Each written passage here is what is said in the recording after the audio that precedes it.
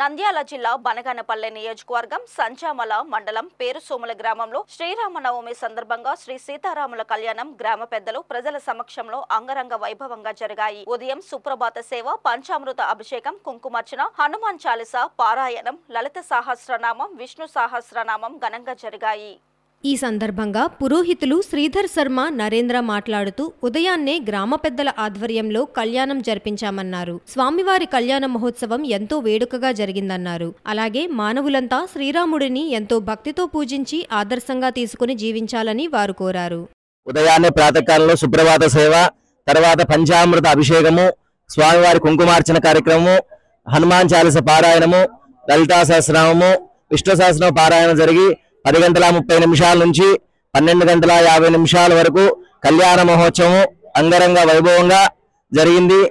రామేతి రమే రామే మనోరమే సహస్రనామ తత్తుల్యం రామనామ వరాననే. జై శ్రీరామ్.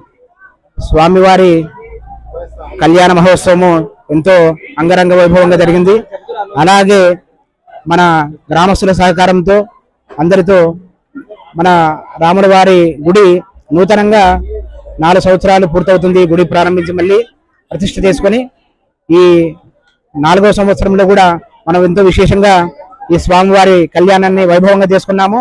అలాగే మనకి మన మానవులకు మనకి రాముల వారికి ఎంతో ఇదిగా ఉంది. మనకు స్వామిని ఆదర్శంగా తీసుకొని మన కుటుంబం ఎలా ఉండాలి, మనం ఎలా మెలగాలి, మన కుటుంబ అన్నదమ్ములు ఎలా ఉండాలి, భార్య భర్త ఎలా ఉండాలి అనే విధంగా రాముల వారి జీవితం మనకి ఎంతో ముడిపడి ఉంది.